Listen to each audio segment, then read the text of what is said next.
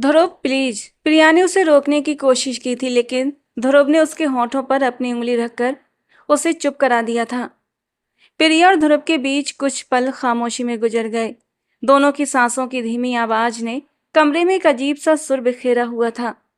ध्रुव की शिद्दत से घबराकर प्रिया ने आंखें बंद की तो कुछ पुराने लम्हे आंखों के सामने आकर ठहर गए।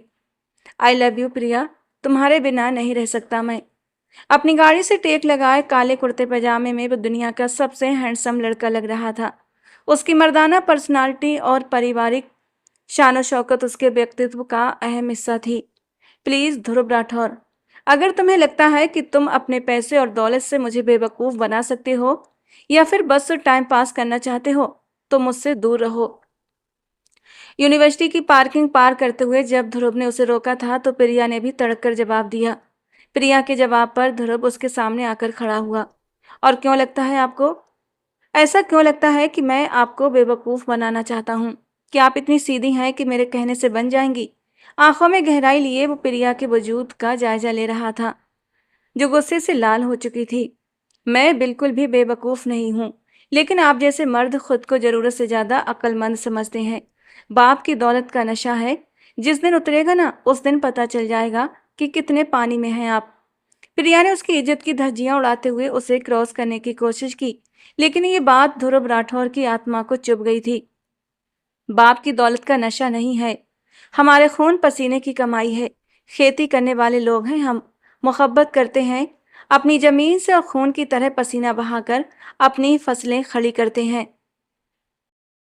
बचपन से ही हम अपने पापा के साथ खेतों में जाते हैं और मजदूरों के साथ मिलकर पहला बीज बोते हैं। जो लोग समझते हैं कि जमींदार सिर्फ ऐश करते हैं, वो गलत सोचते हैं। जमीन ऐसे ही सोना नहीं उगलती, अपना खून पसीना एक करना पड़ता है।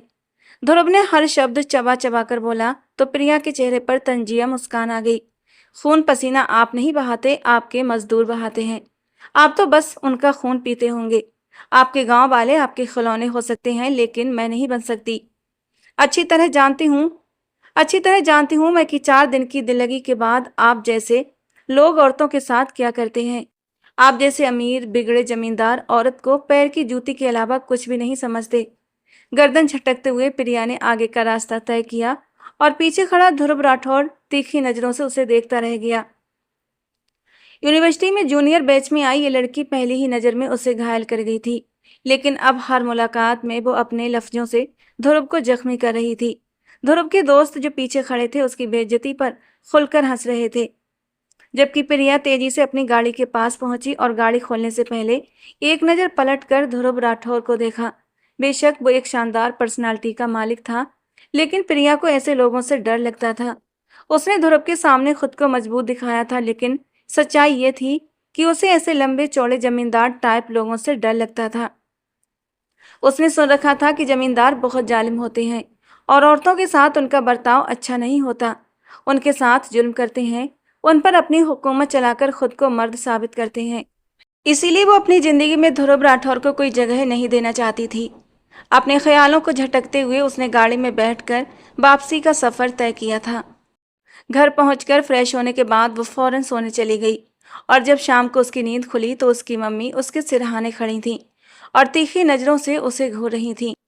माँ के चेहरे के हाव भाव देखकर वो कुछ पल के लिए गड़बड़ा गई थी। मम्मी खैरियत? आपने तो मुझे डरा दिया। डरा तो तुमने दिया है प्रिया, ये सब क्या तरीका है? तुमने बताया क्यों नहीं कि तुम्हारे लिए रिश्ता आने वाला है? मम्मी की सख्त आवाज ने उसे हैरान कर दिया। रिश्ता? कौन सा रिश्ता?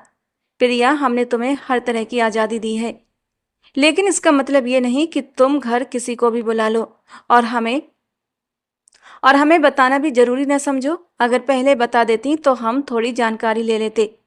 तुम्हारे पापा को कॉल करके ऑफिस से बुलवाया है मैंने। समझ नहीं आ रहा क्या करूं और क्या नहीं। कौन है ये ध्रुव राठौर और कब से जानती हो इसे? उसकी मम्मी के शब्दों ने उसके होश उड़ा दिए थे। ध्रुव ध्रुव राठौर, रिश्ता? वो हैरानी से अपनी मम्मी को देख रही थी कि कहीं अब भी नींद का असर तो नहीं, या फिर जो सुना वो सच है। शायद वो ध्रुव के बारे में सोचते सोचते सो गई थी, इसीलिए उठकर भी उसे वही सब सुनाई दे रहा था। अपना सिर झटकते हुए उसने अपनी आंखें जोर से मली थीं। पूछ रही हूँ तुमसे कुछ। कौन है ये ध्रुव राठौर? किसी को घर बुलाने से पहले माँ बाप से बात कर लेनी चाहिए। अब की बार मम्मी ने नाराजगी से पूछा तो उसे एहसास हुआ कि न ये कोई सपना है न कोई वहम। वो सच में उसके घर के ड्राइंग रूम में मौजूद था, और वो भी अपने माता पिता के साथ। ये सोच कर ही उसके रोंगटे खड़े हो गए थे। अभी कुछ ही घंटे पहले तो उसने उसकी बखिया उधेड़ दी थी, और अब वो रिश्ता लेकर भी चला आया था। बड़ा ही बेशरम और ढीठ इंसान निकला ये ध्रुव राठौर। मम्मी, कसम से मेरा कोई वास्ता नहीं उससे, ना ही मैंने उसे बुलाया है, बल्कि खुद ही मेरे पीछे पड़ा है। प्रिया के माथे पर पसीना चमकने लगा था। उसे लगा कि शायद अपनी बेइज्जती का बदला लेने के लिए वो उसके घर आ धमका है। वो जो ट्राउजर और शर्ट में आराम से सोकर उठी थी, झट से बिस्तर से उठी और शर्ट के ऊपर वाला बटन बंद करते हुए गुस्से में ड्राइंग रूम में जा पहुंची। सोफे पर बैठे ध्रुव राठौर और उसके साथ बैठे उसके माता पिता को देखकर एक पल के लिए वो झिझक गई। ध्रुव की माँ ने सिर पर पूरी तरह साड़ी का पल्ला ओढ़ रखा था। हाथों में ढेरों सोने की अंगूठियां और कड़े चमक रहे थे। उनकी शान उनके बेटे से कुछ कम नहीं थी। कोई भी दूर से देखकर बता सकता था कि वो किसी गांव की जमींदारिन है। और वैसा ही कुछ ध्रुव के पिता का हुलिया भी था। ऊंचा साफा पहने, सुतवा नाक और तेज नजरों से वो प्रिया को देख रहे थे, जो बिना दुपट्टा लिए कमर पर हाथ रखे उन तीनों को घूर रही थी। किसने कहा था तुमसे कि मैं तुमसे शादी करना चाहती हूँ, जो रिश्ता लेकर चले आए? नफरत से कहते हुए उसने ध्रुव की आंखों में आंखें डाली। प्रिया की ये दीदा दिलेरी ध्रुव के माँ बाप को एक आंख नहीं भाई थी। दोनों ने तीखी नजरों से प्रिया को घूरा था। कुछ कहने के लिए ध्रुव की माँ ने मुंह खोला था, लेकिन पास बैठे ध्रुव ने उनका हाथ दबाकर उन्हें चुप रहने का इशारा कर दिया था। और सावित्री देवी गुस्से का घूंट भरकर रह गई थी। उन्हें तो ये लड़की एक आंख नहीं भाई थी। पता नहीं उनके बेटे ने इस लड़की में क्या देख लिया था। हमारे खानदान में लड़कियों से पूछने का रिवाज नहीं है। मेरे बड़े रिश्ता लेकर आए हैं और आपके बड़े जवाब देंगे। ध्रुव ने बहुत ही नरमी से जवाब दिया, जिससे प्रिया चौंक गई। पीछे से उसकी मम्मी भी आ गई थी। प्रिया बेटा जाओ, जाकर कपड़े बदल लो, तुम्हारे पापा आने वाले हैं।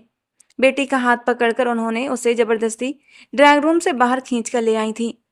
इतना तो वो समझ चुकी थी कि ये लोग कोई छोटे मोटे लोग नहीं थे, इसीलिए उसका ऐसा रवैया उसकी जिंदगी को मुश्किल में भी डाल सकता था। मम्मी, क्या कर रही हैं आप? पापा के आने से पहले बाहर करिए इन लोगों को, मैंने नहीं बुलाया है किसी को। तल्ख होते हुए वो चीख पड़ी। घर आए मेहमान को भगाया नहीं जाता। तुम्हारे पापा आएंगे तो तरीके से बात कर लेंगे, लेकिन अगर तुम इसी तरह बात करोगी तो ऐसा ना हो ये लोग तुम्हारा जीना मुश्किल कर दें। अभी तुम्हारी यूनिवर्सिटी का पहला साल है। ऐसे लोगों को चोट पहुंचाने से जख्म खुद को लगता है, और मैं नहीं चाहती कि तुम्हारी पढ़ाई में कोई रुकावट आए। प्रिया की माँ एक पढ़ी लिखी और समझदार औरत थी, इसीलिए उन्होंने उसे शांत रहने की सलाह दी। उनके कहने पर प्रिया ने एक सादा सा सूट और दुपट्टा पहन लिया, क्योंकि उसके पापा भी आ चुके थे और अब वो मेहमानों के साथ ड्राइंग रूम में बैठे थे। कुछ देर बाद जब उसके पापा ने उसे बुलाया तो वो गुस्से से ध्रुव को देखती हुई उनके पास जा बैठी। प्रिया हमारी इकलौती बेटी है। हम चाहते हैं कि ये अपनी पढ़ाई पूरी करे और फिर हम उसकी शादी के बारे में सोचें। हमें खुशी है कि आप जैसे इज्जतदार लोगों ने हमें रिश्तेदारी के काबिल समझा, लेकिन अभी मेरी बेटी छोटी है और अभी तो हम इसकी शादी के बारे में सोच भी नहीं सकते। इसकी शादी का दूर दूर तक कोई इरादा नहीं है। उसके पापा ने बात को सलीके से संभालने की कोशिश की, लेकिन सामने ध्रुव राठौर बैठा था, जो खाली हाथ वापस लौटने के मूड में नहीं था। शादी के बाद प्रिया की पढ़ाई पर किसी को कोई ऐतराज नहीं होगा, और वैसे भी उसकी डिग्री 2 साल की है। 1 साल पूरा होने वाला है, दूसरा साल मैं खुद पूरा करवाऊंगा। बहुत आदर से कहते हुए ध्रुव ने प्रिया के पिता के दिल में अपनी जगह बना ली। देखिए भाई साहब, हमारे यहाँ मंगनी वंगनी का रिवाज नहीं, वरना हम कहते कि पहले सगाई कर लें। हम तो शादी की तारीख तय करने ही आए थे, लेकिन अगर आप अभी शादी नहीं करना चाहते तो फिर बात पक्की करके जाएंगे। ध्रुव की माँ ने थोड़े रूखे लहजे में कहते हुए जल्दबाजी दिखाई।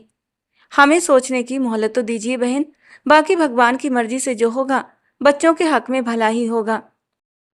प्रिया के पापा की बात पर ध्रुव के माता पिता खड़े हो गए।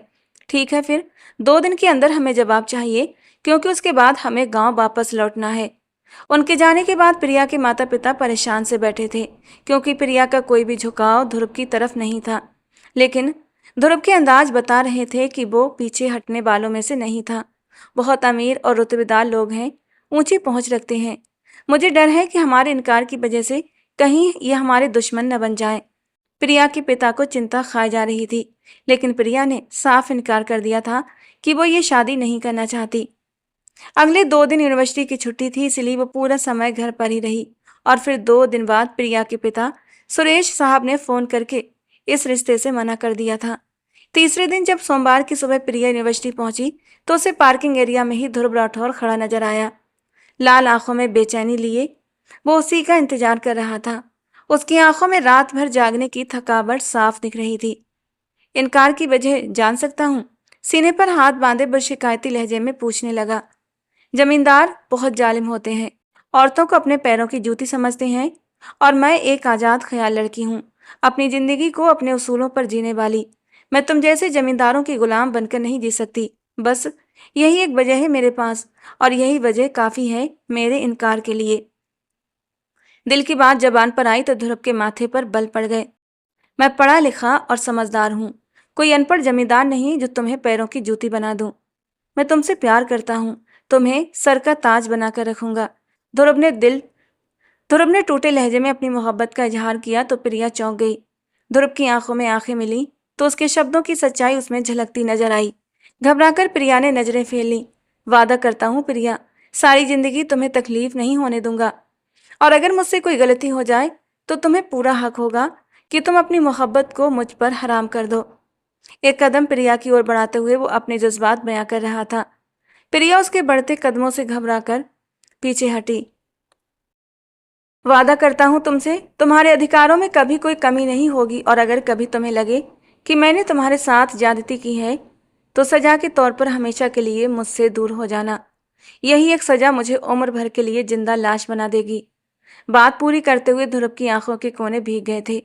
उसके शब्दों की सच्चाई ने प्रिया के दिल को पिघला दिया था। मुझे मुझे डर लगता है जमींदारों से। तुम लोग औरतों के साथ नरमी से पेश नहीं आते। सुना है तुम्हारी हवेलियों में बहुत जुल्म होते हैं। प्रिया ने अपने डर सामने रखे तो उसके चेहरे पर एक हल्की सी मुस्कान आ गई। मेरी हवेली तुम्हारे लिए स्वर्ग साबित होगी, और अगर कभी तुम्हें लगे कि कोई जुल्म हुआ है तो जो चाहो फैसला करो, मुझे मंजूर होगा। ध्रुव की नरम आवाज ने प्रिया के दिल के तारों को छू लिया था। उसकी आंखों में देखते हुए वो खुद को हारता हुआ महसूस कर रही थी। इतने वजनदार और शानदार इंसान से कोई कैसे नजरें हटा सकता था। मैं तुम्हारी मोहब्बत को कबूल करने के लिए तैयार हूँ, लेकिन इस शर्त पर कि अगर जिंदगी में किसी भी मोड़ पर मेरे विश्वास को ठेस पहुंची तो मेरी और तुम्हारी राहें अलग हो जाएंगी। फिर तुम मुझे नहीं रोकोगे। आहिस्ता से ध्रुव की मोहब्बत कबूल करते हुए प्रिया ने उसके सामने वो शर्त रखी थी, और उसी शर्त को आज इतने सालों बाद वो पूरा करने जा रही थी। अपनी राहें ध्रुव से अलग कर रही थी, उसकी जिंदगी से हमेशा हमेशा के लिए दूर जा रही थी। और ध्रुव ध्रुव की तो जैसे जान निकल रही थी प्रिया के जाने का एहसास करके। कितना खुश था वो प्रिया के साथ, कितने खूबसूरत लम्हे गुजारे थे दोनों ने एक साथ। और आज आज प्रिया जा रही थी। पास्ट के उन गुजरे हुए पलों से निकलकर वो प्रेजेंट में लौट आई थी। ध्रुव को अपने बेहद करीब पाकर उसे खुद से ही घिन महसूस हुई थी। तेजी से ध्रुव को पीछे धकेलते हुए वो बेड से उठकर खड़ी हुई थी। ध्रुव राठौर, याद है ना तुम्हें? क्या कहा था मैंने? तुम्हारी मोहब्बत मुझे मंजूर है, लेकिन जिस दिन मेरे भरोसे को तोड़ा उसी दिन इस रिश्ते को भी तोड़ दिया जाएगा। मेरी तरफ से ये रिश्ता खत्म हो चुका है। तलाक देकर मुझे आजाद करो। नफरत से कहते हुए उसने ध्रुव की रूह को झुलसा कर रख दिया था। मुझे जिंदा मत मारो प्रिया, मैंने जानबूझकर कुछ भी नहीं किया है। मुझे पता है तुम्हें बहुत तकलीफ पहुंची है, लेकिन अगर तुमने खुद को मुझसे जुदा कर लिया तो मेरी जिंदगी का मतलब खत्म हो जाएगा। ध्रुव की बात पर वो तंज भरी मुस्कान लिए एक कदम उसके करीब आई थी। तो मर जाओ ध्रुव राठौर, तुम जैसे मर्दों को जीने का हक भी नहीं होना चाहिए। अपने दिल को पत्थर करते हुए उसने वो शब्द कहे जिन्हें सुनकर ध्रुव की आत्मा तक कांप गई। क्या इतनी नफरत करती हो मुझसे? वो हैरानी से पूछने लगा। आंखों के कोने गीले होने लगे थे। बहुत छोटा शब्द है नफरत। मेरे बस में होता तो मैं तुम्हारी आत्मा पर इतने वार करती कि तुम्हारे लिए एक एक पल मौत बन जाता। प्रिया ने नफरत से कहा था, और प्रिया की इतनी नफरत देकर ध्रुव अंदर ही अंदर 100 मौतें मर गया था। मेरी गलती क्या है प्रिया? सिर्फ यही ना कि मैं सावित्री देवी का बेटा हूँ? तेजी से आगे बढ़ते हुए ध्रुव राठौर ने प्रिया का बाजू कसकर पकड़ लिया था। नहीं, तुम्हारी गलती ये है कि तुम एक कमजोर मर्द साबित हुए। रिश्तों में बैलेंस बनाए बिना अपनी अहमियत और घमंड के हाथों तुमने मेरा और मेरे बच्चे का कत्ल कर डाला। मोहब्बत के नाम पर तुमने मुझसे मेरी जिंदगी छीन ली। जिस हवेली को तुम मेरा स्वर्ग बनाना चाहते थे, उसे तुमने मेरे लिए नरक बना दिया। और अब इस नरक में मैं एक पल भी नहीं गुजारना चाहती। छोटे से बैग में कपड़े ठूंसते हुए उसने एक नज़र ध्रुव पर डाली थी और तेजी से कमरे की हद से बाहर निकल गई। ध्रुव पत्थर बनकर रह गया। उसके पीछे एक कदम तक न बढ़ा सका, वहीं जमीन पर बैठता चला गया। काश उस रात मैंने उसका फ़ोन बंद न किया होता, एक बार उसकी बात सुन ली होती, एक बार फ़ोन उठा लिया होता, तो आज ये ज़िंदगी भर का रोग मेरे हिस्से में ना आता। गाड़ी के स्टार्ट होने की आवाज़ उसके कानों में पड़ी तो वो दौड़ता हुआ कमरे से बाहर निकला। पोर्च तक पहुंचा, लेकिन प्रिया जा चुकी थी, हमेशा के लिए, उसकी ज़िंदगी से, इस हवेली से। हारे हुए कदमों से वो वापस अपने बेडरूम में आया, जहां दामिनी चुपचाप बैठी उसका इंतजार कर रही थी। उसे देखते ही वो उठकर खड़ी हो गई। ध्रुव जी, आप ठीक तो है ना? ध्रुव की हालत देखकर दामिनी उसे फौरन सहारा देकर बिठाने लगी। पानी का गिलास लाकर उसके पास आई और ध्रुव ने एक जोरदार हाथ उस गिलास पर मारा, जिससे हर जगह कांच ही कांच बिखर गया। ध्रुव के इस रिएक्शन पर दामिनी के होश उड़ गए थे। कुछ देर पहले तक जो उसके पास था, दामिनी के हिस्से का फर्ज पूरा कर रहा था, अब उसके हर अंदाज से नफरत झलक रही थी। जानती थी ना तुम कि वो चली जाएगी शादी के बाद? बताया क्यों नहीं मुझे? बेहद गुस्से में वो गला फाड़ कर चीखा तो दामिनी के हाथ पांव कांप उठे। कौन चली जाएगी? वो समझ नहीं पाई थी। बनो मत, सब जानती थी तुम। सबसे ज्यादा तुम ही तो करीब थी प्रिया के। बताओ मुझे, उस रात क्या हुआ था? दामिनी को बालों से पकड़ते हुए उसने उसे खींचकर अपने सामने खड़ा किया। बताओ क्या हुआ था उस रात, जब मेरा बच्चा इस दुनिया से गया? कैसे, क्यों और किसने किया था? ध्रुव के सवालों पर दामिनी का चेहरा पीला पड़ गया। मुझे मुझे कुछ नहीं मालूम, कुछ नहीं जानती मैं। घबराहट के आलम में वो झूठ बोल गई। एक जोरदार थप्पड़ उसके मुंह की शोभा बना। 24 घंटे मेरी बीवी के साथ रहने वाली नौकरानी को कैसे नहीं पता कि उस पर क्या क्या बीती? बताओ मुझे, वरना यहीं जिंदा जमीन में गाड़ दूंगा। अपनी 28 साल की जिंदगी में वो पहली बार सच में एक जालिम जमींदार बन गया था, जिसने हमेशा औरत की इज्जत की थी। आज एक औरत पर हाथ उठा बैठा था। डर के मारे दामिनी ने सारी सच्चाई खोलकर ध्रुव के सामने रख दी और उसके पैरों में बैठती वो गिड़गिड़ाकर माफी मांगने लगी कि सब कुछ जानते हुए भी वो पहले क्यों ध्रुव को सच नहीं बता पाई। अपने पैरों से उसे धक्का देते हुए ध्रुव कमरे से बाहर निकल गया। गार्डन की ओर बढ़ते हुए वो खुली हवा में गहरे गहरे सांस लेने की कोशिश कर रहा था। लेकिन आज अमावस्या की रात थी, दम घुटने को था। ऐसा लग रहा था जैसे हवाओं पर भी पहरा हो। चांद भी न जाने कहाँ गुम हो गया था। रात के 4 बज रहे थे। हर तरफ सन्नाटा और तारीकी थी और इस सन्नाटे में उसके दिल की धड़कनें भी धीमी पड़ती जा रही थीं। प्रिया, मुट्ठी भींचते हुए उसने एक पेड़ के तने पर जोर से अपना हाथ दे मारा था। गहरी चोट आई थी, लेकिन दर्द का एहसास छूकर भी नहीं गुजरा था। आंखों में नमकीन पानी की बूंदें बहती हुई उसकी गर्दन को भिगोने लगी थीं। हाँ, वो रो रहा था। एक लंबा चौड़ा ताकतवर मर्द एक औरत की मोहब्बत में रो रहा था। वो औरत जो उसके जीने की वजह थी, उससे छीन ली गई थी। उसने उसका भरोसा तोड़ा था और अब वो खुद टूट रहा था। उसकी मोहब्बत उसके बकते गुस्से की नज़र हो गई थी। दामिनी कमरे की खिड़की से नीचे लॉन में मौजूद अपने नए नवेले पति को देख रही थी, जो अपनी पहली पत्नी की मोहब्बत में खुद को बुरी तरह तकलीफ पहुंचा रहा था। दामिनी के दिल में एक खूक सी उठी थी। उसे एहसास हुआ कि उसने कितनी बड़ी गलती कर दी है। काश काश कि वो ये सच पहले ही बता देती तो दो मोहब्बत करने वाले जुदा न होते। काश कि वो अपनी मालकिन के कहने में आकर ध्रुव राठौर से शादी न करती। अब तो सारी जिंदगी उसे पछतावों की भेंट चढ़े रहना था। ध्रुव ने पलटकर एक नज़र कमरे की खिड़की पर डाली तो वहां मौजूद दामिनी को देखकर उसकी रगें तन गईं। अपने आप को संभालते हुए वो वापस हवेली में दाखिल हुआ, लेकिन इस बार उसका रुख सावित्री देवी के कमरे की ओर था।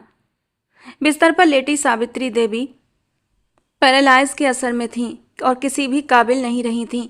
इतने अरसे बाद बेटे को अपने कमरे में देखकर उनकी आंखों में चमक आ गई थी। नौकरों के जरिए उन्हें पता चला था कि ध्रुव की शादी दामिनी से प्रिया ने खुद करवाई है, लेकिन ना तो वो शादी में शामिल हो सकी थीं और ना ही उनके बेटे ने खुद आकर उन्हें इस बारे में कोई खबर दी थी।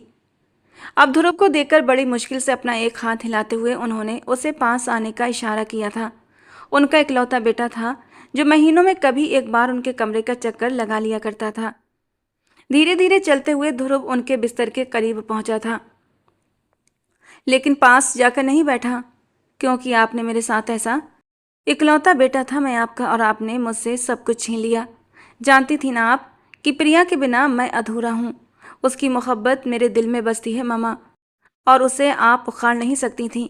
इसीलिए आपने गलत फहमियों के ऐसे बीज बोए कि आज हम दोनों दो अलग अलग रास्तों के मुसाफिर बन चुके हैं। बधाई हो आपको। पूरे 3 साल बाद आप अपने मकसद में कामयाब हो गईं। आपने मुझसे मेरी औलाद और फिर मेरी बीबी छीन ली, मेरी मोहब्बत। मेरी ज़िंदगी चली गई है इस घर से, मेरी ज़िंदगी से। तलाक की मांग की है उसने मामा। पूरी तरह वो फूट फूट कर बच्चों की तरह रोने लगा और सावित्री का दिल धड़कना भूल गया। अपने रौब और जलाल, अपने मर्तबे के जोर में उन्होंने इकलौते बेटे को किस दलदल में धकेला था, इसका एहसास आज बेबसी की हालत में बिस्तर पर पड़े उन्हें अच्छे से हो रहा था। वो ध्रुव को आवाज़ देने की कोशिश करने लगीं, लेकिन उनका मुंह टेढ़ा हो चुका था। जबान काम नहीं करती थी, इसलिए बस आंखों से आंसू बहते चले गए। 2 साल पहले अपने पति को खोने के बाद वो अपने इकलौते बेटे को खोने का हौसला नहीं रखती थीं, लेकिन अपने ही हाथों से उन्होंने अपने बेटे को मौत के मुंह में धकेलने की पूरी कोशिश की थी। कुछ देर तक बच्चों की तरह रोने के बाद ध्रुव उनके कमरे से बाहर निकल गया और वो उसे जाता देखती रह गई। और फिर धीरे धीरे अतीत ने उनकी याददाश्तों को जख्म देने शुरू कर दिए। ये कैसी लड़की पसंद की है तुमने ध्रुव? कैसे कपड़ों में हमारे सामने आकर खड़ी हुई थी? और उसके माँ बाप को तो देखो, अपने से कहीं ऊंचे खानदान का रिश्ता मिल रहा है उन्हें, और उनके मिजाज ही नहीं मिल रहे। एक बार फिर कह रही हूँ तुम्हें, शादी हमारे अपने खानदान में ही करो। ये बाहर से लड़की लाने की कोई ज़रूरत नहीं है। बाहर से लड़की आएगी तो हमारा घर बार, हमारा गांव तबाह कर देगी। सावित्री जी ने पूरे रौब और जलाल के साथ बेटे को रोकने की पूरी पूरी कोशिश की थी। प्रिया ने एक आंख नहीं भाई थी। वो ये सोचकर रिश्ता लेकर चली गई थी कि वहां जाकर किसी न किसी तरह इनकार कर देंगी, लेकिन प्रिया के तौर तरीके देखने के बाद तो उनके तन बदन में आग ही लग गई थी। मम्मा, वो शहर की लड़की है, जब हमारे साथ हमारे गांव चलेगी तो हमारे रंग में रंग जाएगी। बहुत ही अच्छी और समझदार है प्रिया। ध्रुव ने माँ को समझाने की कोशिश की, लेकिन वो प्रिया से नफरत की आग में जलने लगीं। उनका मानना था कि प्रिया ने अपने हुस्न का जादू चलाकर उनके इकलौते बेटे को अपने काबू में कर लिया है। इकलौते बेटे की शादी अगर उसकी पसंद की शहरी लड़की से कर देती तो शायद वो हमेशा के लिए उनसे दूर हो जाता। ये ख्याल उन्हें हर पल सताता रहा और फिर 2 दिन बाद प्रिया के घर वालों ने खुद ही इनकार कर दिया। ये सुनकर उनके दिल को तसल्ली हुई थी और अपना सामान समेटकर वो अपने पति के साथ दोबारा गांव लौट गईं। गांव पहुंचते ही उन्होंने अपनी बचपन की सहेली की बेटी हर्षिता से ध्रुव के रिश्ते की बात चलानी शुरू कर दी, लेकिन तीसरे ही दिन ध्रुव की ओर से खबर आ गई कि प्रिया के घर वालों ने हाँ कर दी है। और ये सुनकर तो उनके कदमों तले से जमीन निकल चुकी थी। ध्रुव, लेकिन हमने तो हर्षिता के साथ तुम्हारा रिश्ता तय कर दिया है। वापस गांव आओ, हमें रस्म करनी है। जब वो लोग इनकार कर चुके थे तो अब अचानक हाँ कैसे कह दी? खानदानी लोगों के ये तौर तरीके नहीं होते। सख्ती से उन्होंने ध्रुव को रोकने की कोशिश की, लेकिन वो माँ से कहीं ज़्यादा अपने बाप का लाडला था। दिनेश राठौर को जब पता चला कि प्रिया के घर वालों ने हाँ कर दी है तो उन्होंने अपनी बीबी को चुप करवा दिया। तुम्हें क्या जल्दी थी सावित्री, इतनी जल्दी हर्षिता के लिए रिश्ता डालने की? बेटे की मोहब्बत से परिचित होकर भी कैसे ऐसी हरकत कर सकती हो तुम? इकलौता बेटा है ध्रुव मेरा, गद्दी नशीन, इस पूरे गांव का बारिस। उसका दिल तकलीफ में होगा तो वो किसी भी चीज़ को संभाल नहीं सकेगा। उसका दिल टूटने से हमारा घर और ये गांव सब बिखर जाएगा। तो बेहतर यही है कि तुम अपनी दोस्त को इनकार कर दो। हम दोबारा शहर जाएंगे और बहू के हाथों में अपने खानदानी कंगट डाल देंगे। दिनेश राठौर की बात पर मजबूरन सावित्री जी को चुप होना पड़ा, लेकिन दिल में नफरत का ऐसा बीज पड़ चुका था कि उनकी आंखें तक जहर उगलने लगीं। तुम्हें क्या लगता है प्रिया, अपनी अदाओं से तुम मेरे बेटे को अपना दीवाना बनाकर रखोगी और मैं चुपचाप देखती रहूँगी? एक बार इस गांव की दहलीज पार करो, फिर मैं तुम्हें अच्छी तरह बताऊंगी कि सावित्री देवी कौन है। नफरत की आग में जलती सावित्री जी ने प्रिया को निशाना बनाने का इरादा कर लिया था। प्रिया की हाँ सुनते ही ध्रुव ने फौरन अपने माँ बाप को गांव से शहर बुलाया था और प्रिया के हाथों में वो खानदानी कड़े पहना दिए गए जो उनके खानदान की निशानी थे। प्रिया के हाथों में मौजूद कड़े ध्रुव के दिल को अंदर तक सरशार कर गए थे। 1 साल बाद डिग्री पूरी होते ही उन दोनों की शादी थी और ये 1 साल उनकी ज़िंदगी का सबसे हसीन समय रहा था। ध्रुव ने हर कदम पर हर लम्हे पर उसे एक सुरक्षा का एहसास दिया था। उसकी हर बात को वो सर आंखों पर रखता और कभी उसे तकलीफ ना होने देता। धीमे धीमे प्रिया के दिल में भी मोहब्बत की कौपलें फूटती चली गईं और ध्रुव की मोहब्बत उसके वजूद का एक खास हिस्सा बन गई। उनकी शादी का दिन आया और वो रुखसत होकर गांव की खूबसूरत हवेली में दुल्हन बनकर चली आई। सावित्री जी ने उसे सुहाग की सेज पर बिठाते हुए तिरस्कार भरी नजरों से देखा था। अपने तौर तरीके भूलकर इस हवेली के तौर तरीके जितनी जल्दी सीखोगी उतना ही तुम्हारे हक में बेहतर होगा। न जाने मेरे बेटे ने क्या देख लिया तुम्हारे अंदर जो तुम्हें पसंद कर लिया। अपने शब्दों से उन्होंने प्रिया को पहली ही रात ये यकीन दिला दिया कि उनके दिल में प्रिया के लिए कितनी नफरत थी। उनके कमरे से जाते ही ध्रुव राठौर कमरे में चला आया था। आंखों में बही मोहब्बत, बही शोखी, उसके हर अंदाज से इश्क झलकता था। प्रिया के करीब आते ही अपनी सारी हदें पार करते हुए ध्रुव राठौर ने उसे अपनी बाहों में समेट लिया था। आई लव यू मिसेज प्रिया राठौर। उसकी धीमी सी सरगोशी पर प्रिया के दिल की धड़कनों ने तूफान मचा दिया था। जब मोहब्बत मिल जाए तो वो अमर हो जाती है। आज उनकी मोहब्बत भी अमर हो रही थी। वो तो अपनी मोहब्बत को पाने के लिए कब से बेताब हो रहा था और आज जब उसकी मोहब्बत उसकी दुल्हन बनकर उसके सामने बैठी थी तो खुद पर काबू न रख सका और बेचैन होकर उसके नाजुक से लबों पर झुक गया। ध्रुव की भावनाओं की तीव्रता सह न सकी तो प्रिया ने उसे जल्दी से पीछे हटाया। खबरदार जो इतनी बेताबी दिखाई, पहले मेरा तोहफा। उसने हाथ आगे बढ़ाया और ध्रुव ने अपने होठों को उसकी हथेली की पीठ पर टिका दिया। मोहब्बत की रोशनी चारों ओर फैल गई थी। प्रिया घबराकर उससे दूर होते हुए पलंग से उठकर खड़ी हुई थी। बहुत थक गई हूँ, मैं फ्रेश होकर आती हूँ। वो जानती थी कि वो ध्रुव की भावनाओं की गर्मी सह नहीं पाएगी, इसीलिए बुरी तरह घबरा रही थी। लेकिन ध्रुव भला इतनी आसानी से उसे छोड़ने वाला कब था। जैसे ही वो वॉशरूम में दाखिल हुई, ध्रुव ने दरवाजे पर हाथ रखकर उसे लॉक करने से रोक दिया। प्रिया ने सवालिया नज़रों से उसकी ओर देखा तो शरारत से मुस्कुराते हुए ध्रुव ने दरवाजे को धकेलते हुए उसके पीछे अंदर कदम रख दिए। वादा किया था ना मैंने, एक पल के लिए भी तुम्हें अकेला नहीं छोड़ूंगा। तो ऐसा कैसे हो सकता है कि ध्रुव राठौर अपना वादा न निभाए। उसके होठों पर एक शरारती मुस्कान थी। उसके होठों पर उंगली फेरते हुए आंखों में शरारत लिए वो उसे दीवार से सटा चुका था। ध्रुव। बेतरतीब होती सांसों ने प्रिया ने खुद उससे दूर करने की कोशिश की थी, लेकिन ध्रुव की आंखों में मोहब्बत की लौ चमक रही थी। वो सिर्फ प्रिया से मोहब्बत नहीं करता था बल्कि दीवानगी की हदों तक उसे चाहने लगा था। वो उसकी ज़िंदगी में आने वाली पहली और आखिरी लड़की थी जिसने उसे यह एहसास दिलाया था कि वो दिल रखने वाला एक इंसान है। वरना जिस जमींदाराना माहौल से उसका संबंध था वहाँ औरतों को सिर्फ एक ज़रूरत की चीज़ ही समझा जाता था। लेकिन पहली बार उसने किसी लड़की को देखकर जाना था कि जज्बात क्या होते हैं। ध्रुव की शिद्दत से पिघलती हुई प्रिया ने खुद को उसके हवाले कर दिया था। ध्रुव ने शावर ऑन कर दिया और दोनों शावर के नीचे भीगने लगे थे। धीरे से प्रिया को कमर से पकड़ते हुए वो अपने करीब कर चुका था और उसकी गर्दन पर अपने होंठ रखते हुए उसके नाजुक वजूद को महसूस करने लगा। धीरे धीरे वो उसे हर चीज़ से आज़ाद करता चला गया था और प्रिया शर्म से सिमटी हुई उसके चौड़े सीने में लिपट गई थी। शावर जेल उसकी पीठ पर लगाते हुए जब उसके हाथ फिसलते हुए उसकी धड़कनों तक पहुँचे तो प्रिया आंखें बंद करके गहरी सांसें ले रही थी और इन सांसों का उतार चढ़ाव उसकी धड़कनों को और भी खूबसूरत बना रहा था। और ध्रुव बुरी तरह बेताब होता हुआ उसकी नरम धड़कनों पर झुक चुका था। ध्रुव इतनी बेबाकी से प्रिया को छू रहा था, प्रिया तो दंग रह गई थी क्योंकि पूरे 1 साल तक वो ध्रुव के साथ यूनिवर्सिटी में रही थी और ध्रुव ने कभी भी उसके वजूद पर गहरी नज़र नहीं डाली थी। लेकिन आज तो वो जैसे हर शर्म को पीछे छोड़ आया था।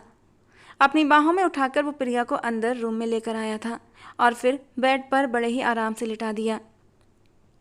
धीमी धीमी गुजरती उस रात ने उनके बीच एक नई संगीत की धुन छेड़ दी थी। 2 दिल एक ही सुर में धड़कने लगे थे। सुबह का सूरज निकला तो ध्रुव की शिद्दतों में भी कुछ ठहराव आ गया था।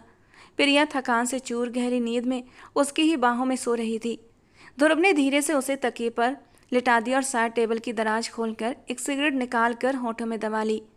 नींद उसकी आंखों से कोसों दूर थी। प्रिया को पा लेने की खुशी ने उसे एक अलग ही ताकत दे दी थी। सिगरेट सुलगाते ही वो कमरे से जुड़े टेरेस की ओर बढ़ा था। सूरज की किरणें अब भी ठंडी थीं और चिड़ियों की चहचहाहट फिजा को एक खूबसूरत सी रौनक दे रही थी।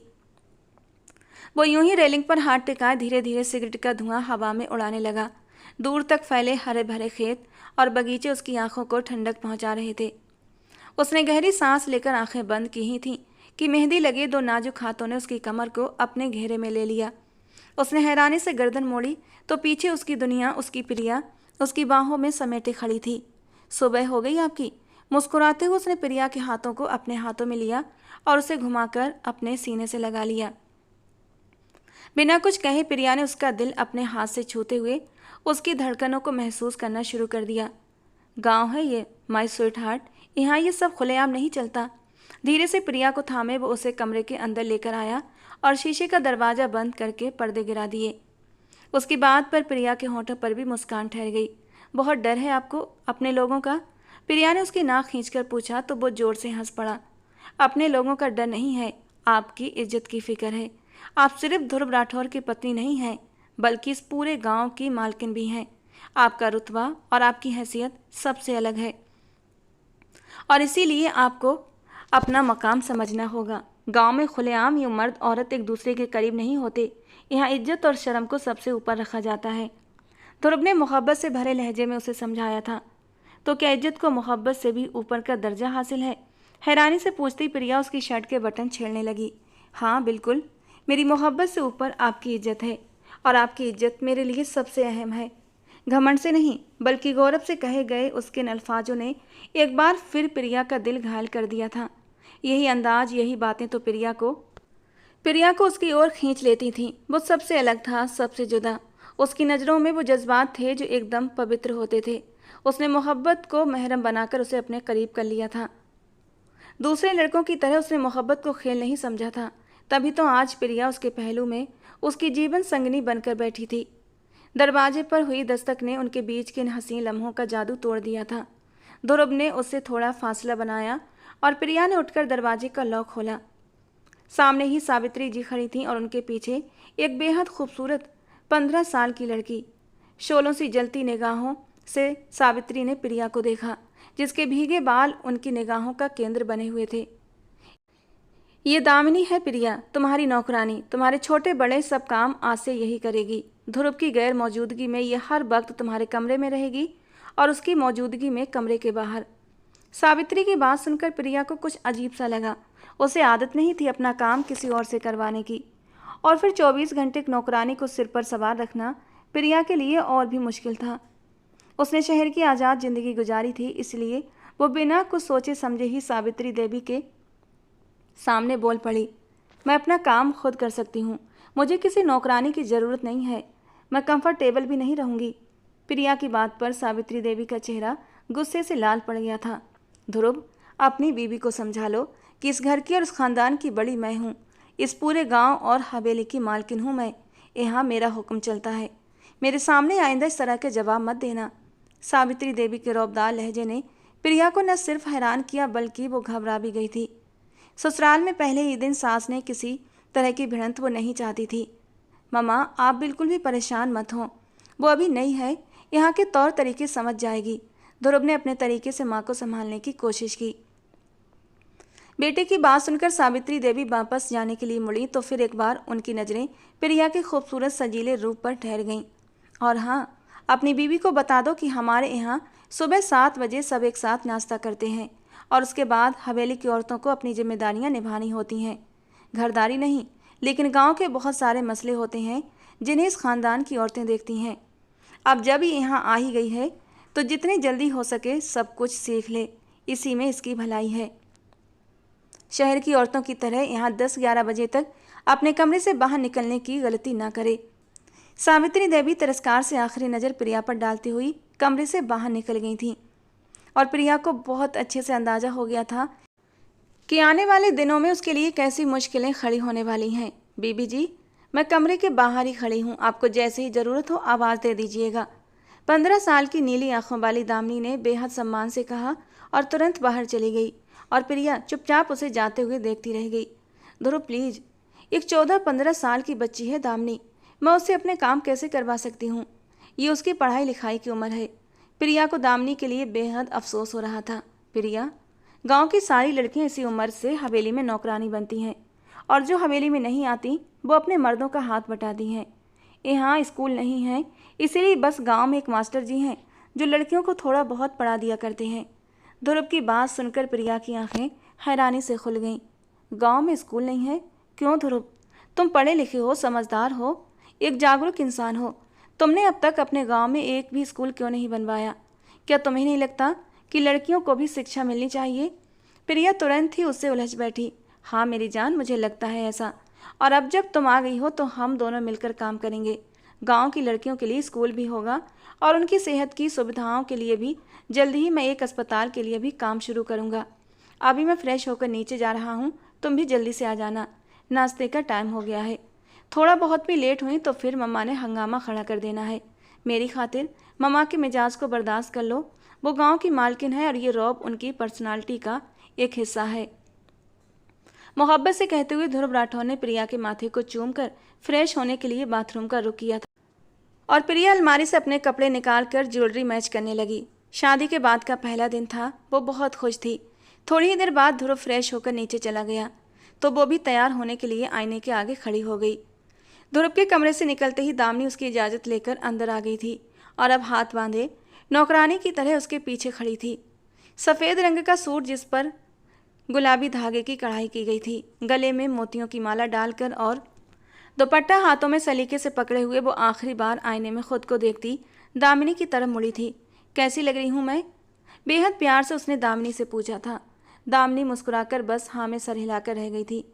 प्रिया कमरे से निकली और डाइनिंग एरिया में पहुंच गई, जहां सावित्री देवी के साथ साथ ध्रुव के पिताजी भी बैठे हुए थे।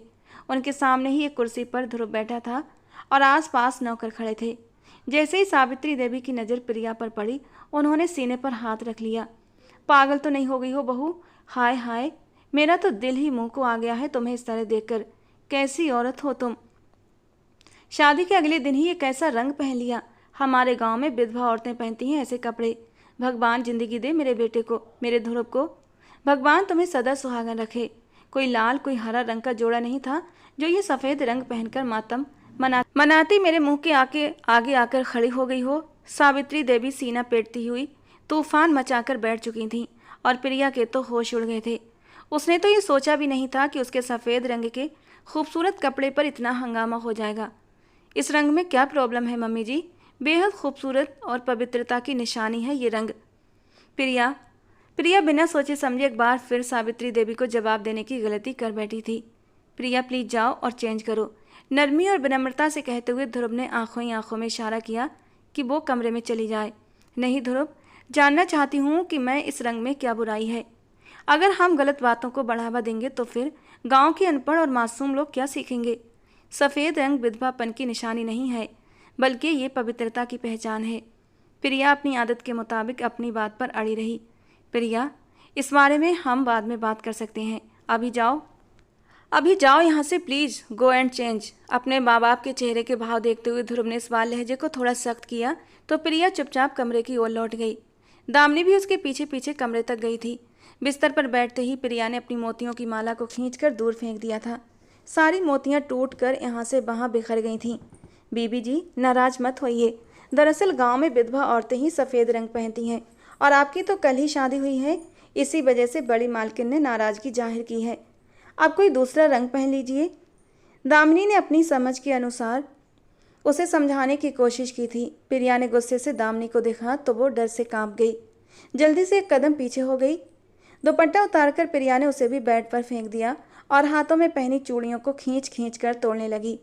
बीबी जी, विधवा औरतें तोड़ती हैं चूड़ियाँ, अपशगुन होता है ये। दामिनी ने फिर उसे रोकने की कोशिश की थी। चूड़ियाँ तोड़ने के दौरान उसका हाथ बुरी तरह जख्मी हो गया था। उसी वक्त ध्रुव कमरे में चला आया। ध्रुव को देखते ही दामिनी तेजी से बेडरूम से बाहर निकल गई। प्रिया की कलाई से बहते खून को देखकर ध्रुव ने एक लंबा गहरा सांस भरा था। प्रिया, आई नो कि तुम इन बातों को नहीं मानती हो और तुम जो कह रही हो वो सही भी है, लेकिन कभी कभी हमें बड़ों के आगे चुप हो जाना चाहिए।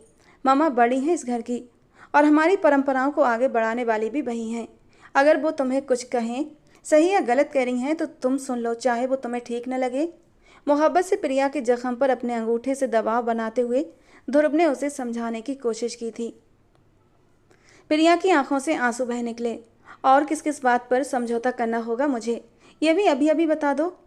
कौन सा रंग पहनना है, कैसे दुपट्टा लेना है, कैसे बोलना है, किस तरह की चप्पल पहनूं या फिर कौन सी चूड़ियाँ, कौन सा खाना खाना है, कैसे बात करनी है, ये सब भी तुम अभी बता दो ताकि मुझे पता चल जाए कि तुम्हारे ख़ानदान के असूल और रिवाज क्या हैं। कड़वे लहजे में कहते हुए प्रिया ने अपने बहते आंसुओं को हथेली की पीठ से रगड़ा था। बस कुछ दिनों की बात है मेरी जान, फिर तुम खुद समझ जाओगी।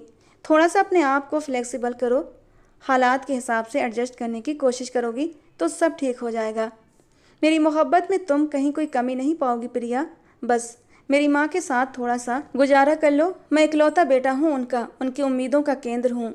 वो चाहती हैं कि मेरी बीवी इस गांव को संभाले, इसीलिए वो तुम्हें जल्दी ही अपने तौर तरीके सिखाना चाहती हैं। फिर चाहे तुम बाद में सब कुछ अपने हिसाब से सेट कर लेना, लेकिन कुछ वक्त तक उनकी बात मान लो। ध्रुव ने मोहब्बत से उसकी हथेली की पीठ को अपने होंठों से लगाते हुए उसके जख्म पर अपने होंठ रखे तो प्रिया के दिल को सुकून मिला। ड्रेस चेंज करो, नाश्ता करने चलते हैं। तुम्हारे लिए मैं नाश्ता छोड़ कर आया हूँ, मैं खुद सेलेक्ट कर देता हूँ। प्यार से उसे मनाते हुए ध्रुव ने अलमारी खोली और वोटल ग्रीन कलर का एक बेहद खूबसूरत कढ़ाईदार फ्रॉक निकाल कर बेड पर सजा दिया। साथ ही गोल्डन रंग का एक गिलोबन निकाला जिसके बड़े बड़े झुमके लाल रंग के मोतियों से उसकी शोभा बढ़ा रहे थे। याद है ना, शादी की शॉपिंग करते वक्त तुमने क्या कहा था, आजकल कंट्रास्ट का दौर है। देखो मैंने सही ज्वेलरी निकाली है। प्रिया का मूड लाइट करने के लिए वो झुमकों को फ्रॉक पर रखकर उसे दिखाने लगा और उसकी इस मासूम हरकत पर प्रिया मुस्कुरा उठी। धीरे धीरे तुम भी गर्ल्स थिंग को समझ रहे हो। परफेक्ट मैच है ये। वाकई आजकल ऐसे ही कंट्रास्ट चल रहे हैं। प्रिया ने अपने जज्बातों पर काबू पाते हुए खुद को ध्रुव के लिए संभाल लिया था। चलो फिर रेडी हो, मैं खुद करता हूँ तुम्हें तैयार। लाओ चेंज करवा दूँ। उसके वाइट ड्रेस की बैग पर बनी डोरी खींचते हुए वो शरारत से बोला। नो। प्रिया फौरन उसे आंखें दिखाती हुई कपड़े समेटकर वॉशरूम की तरफ दौड़ी थी और बड़ी फुर्ती से बाथरूम का दरवाजा अंदर से लॉक किया था कि कहीं वो रात की तरह उसके पीछे ही न चला आए। प्रिया के अपना मूड ठीक कर लेने पर ध्रुव के दिल को थोड़ा सुकून हुआ था। वो माँ और बीबी के बीच कभी फुटबॉल नहीं बनना चाहता था। उसे यकीन था कि प्रिया एक पढ़ी लिखी लड़की है और इसीलिए उसे ज़्यादा मुश्किल नहीं होगी, और प्रिया ने ये बात साबित भी कर दी थी।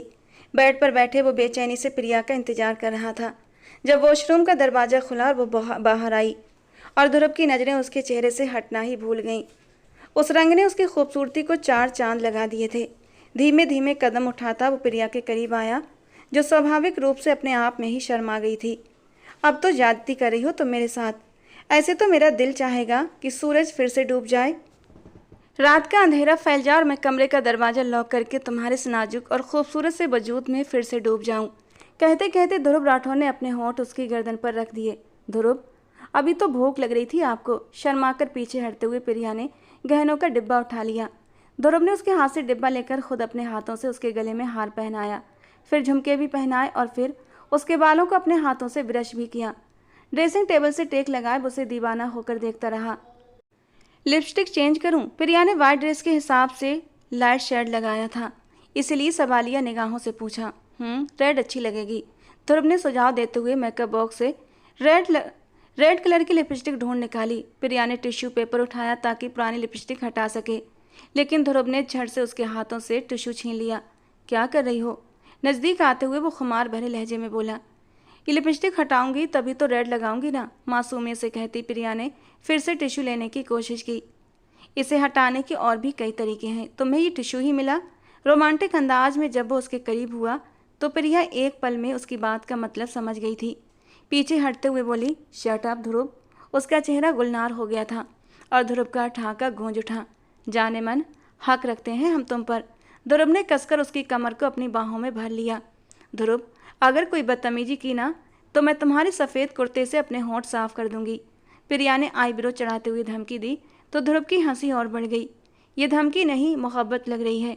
हम तो चाहते हैं कि तुम हमें अपने रंग में रंग दो। ध्रुव कहाँ पीछे हटने वाला था।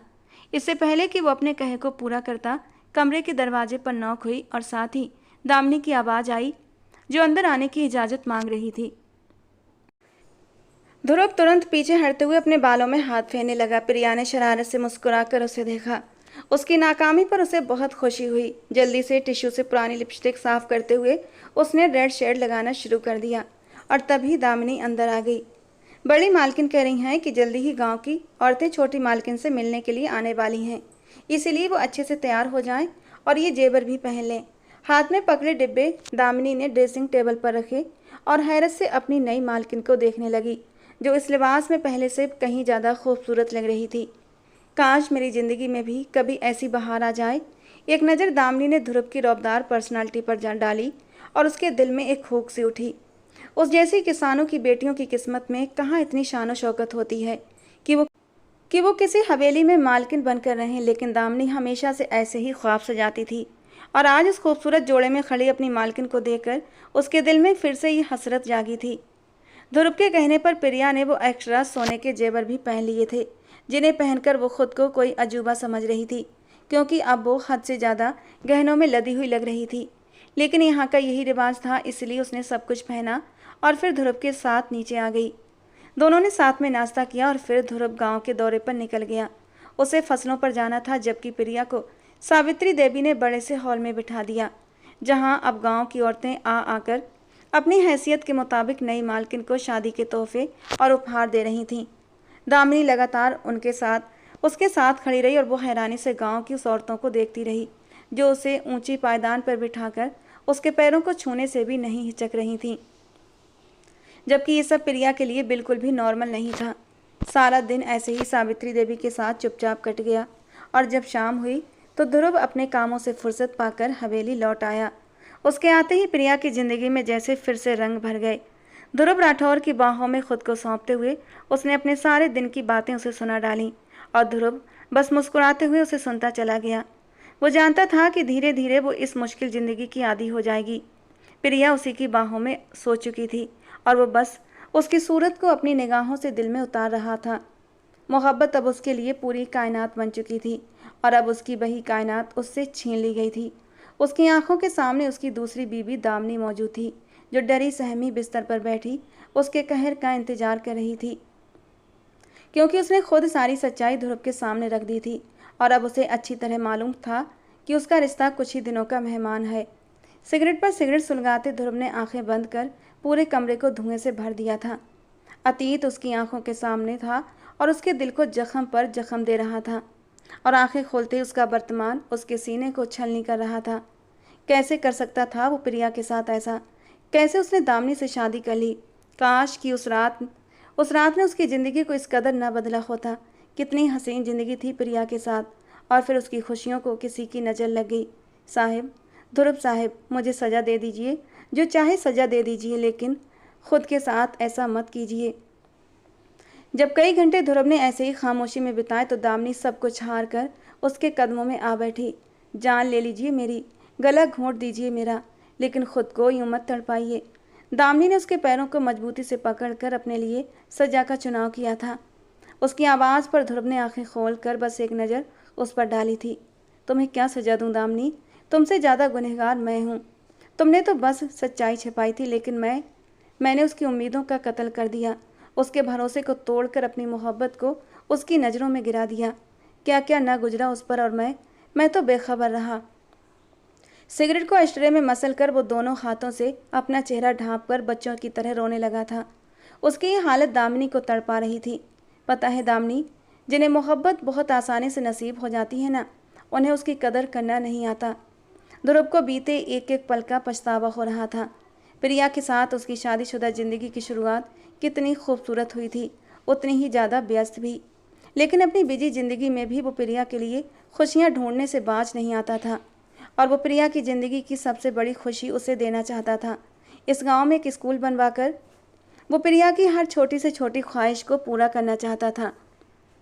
इसीलिए उसने अपने बाबूजी से बात करके गांव की ज़मीनों पर स्कूल की तामीर का प्लान तैयार करवाया था। दिन रात वो शहर के चक्कर लगाकर ठेकेदारों और जिम्मेदारों से बात करने में व्यस्त रहता था।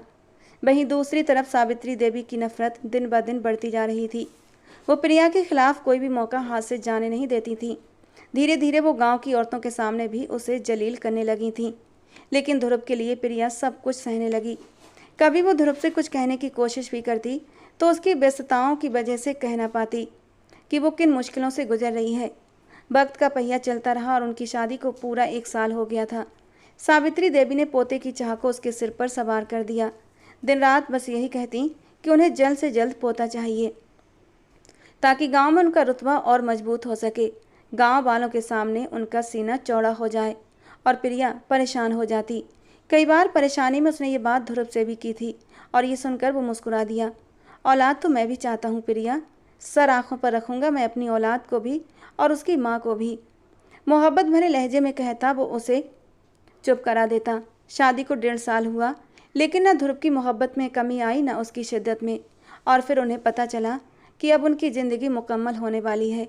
प्रिया उम्मीद से हो गई थी और ये खबर ध्रुव को दीवाना कर देने के लिए काफ़ी थी। उसने दामिनी को सख्ती से हिदायत दी थी कि वो एक पल के लिए भी प्रिया को अकेला न छोड़े, दिन रात उसके साथ रहे, क्योंकि ध्रुव को अब स्कूल प्रोजेक्ट पर बहुत मेहनत करनी थी और वो बहुत कम वक्त ही हवेली में बिता पाता था। दूसरे गांव से उनकी दुश्मनियां भी वक्त के साथ साथ बढ़ती जा रही थीं और इसीलिए ध्रुव राठौर के पास बिल्कुल भी वक्त नहीं था। उसे जल्द से जल्द अपने गांव के लोगों के लिए बहुत सारे काम पूरे करने थे और वो दिन रात उन्हीं कामों में व्यस्त रहता था। उसकी उसकी एक वजह प्रिया की ख्वाहिश भी थी। वो चाहता था जब उसका बच्चा पैदा हो, इस दुनिया में आए, तो वो तोहफे के तौर पर प्रिया को लड़कियों का स्कूल बना कर दे।